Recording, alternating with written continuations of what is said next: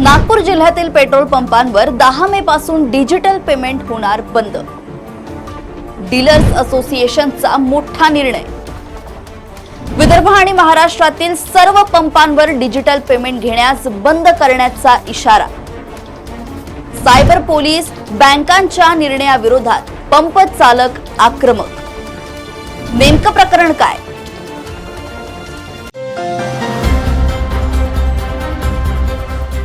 नमस्कार, देशोन्नतीमध्ये मी ऐश्वर्या शिंदे आपलं स्वागत करते।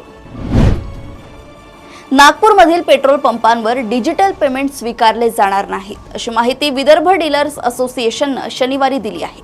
यामुळे ग्राहकांना त्रास होणार आहे। दरम्यान लवकर या संदर्भात काही निर्णय झाला नाही तर येणाऱ्या काळात विदर्भ आणि महाराष्ट्रातील सर्वच पंपांवर डिजिटल पेमेंट घेण्यास बंद करू असा इशाराही पेट्रोल डीलर्स असोसिएशनने दिला आहे।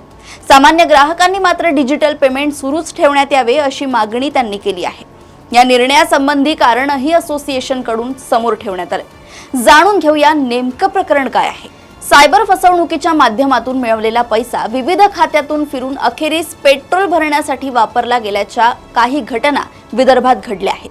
त्यानंतर पोलिसांच्या सायबर पथकाने आणि संबंधित बँकांनी पेट्रोल पंप मालकांचे बँक खाते गोठवले।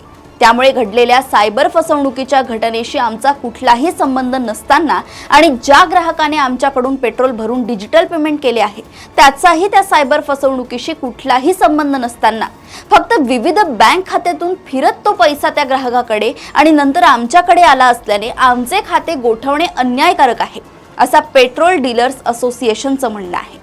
सद्यस्थितीत देशभरात डिजिटल व्यवहार मोठ्या प्रमाणात वाढले आहेत, मात्र याचाच गैरफायदा सायबर गुन्हेगार घेतात। काही बनावट व्यवहारांमुळे पंप चालकांच्या खात्यातील लाखो रुपयांची रक्कम बँकांनी गोठवली आहे। काही प्रकरणांमध्ये तर संपूर्ण बँक खातीच गोठवण्यात आली आहे। संबंधित खात्यांतील रक्कम गृह मंत्रालयाच्या आदेशाशिवाय परत मिळवता येणार नाही। ही प्रक्रिया अत्यंत गुंतागुंतीची असून सायबर क्राईम विभागाकडे तक्रार देऊनही अद्याप कोणतेही समाधानकारक उत्तर मिळालेले नाही। या समस्येचे लवकरात लवकर समाधान झाले नाही तर संपूर्ण महाराष्ट्रात डिजिटल पेमेंट बंद करण्याचा विचार संघटना करतायत। संबंधित खात्यातील रक्कम गृह मंत्रालयाच्या आदेशाशिवाय परत मिळवता येत नाही। ही प्रक्रिया अत्यंत गुंतागुंतीची असून सायबर क्राईम विभागाकडे तक्रार देऊनही अद्याप कोणतेही समाधानकारक उत्तर मिळाले नाही।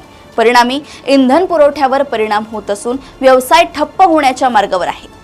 विदर्भ पेट्रोल पंप असोसिएशनने डिजिटल पेमेंट्स बंदीचा निर्णय घेतलाय, मात्र त्यांचा ग्राहकांवर परिणाम होणार हे निश्चित आहे। डिजिटल इंडियासाठी आग्रही असलेल्या सरकारकडून या निर्णयासंबंधी कोणती भूमिका घेतली जाते हे पाहणं आता महत्त्वाचं असणार आहे।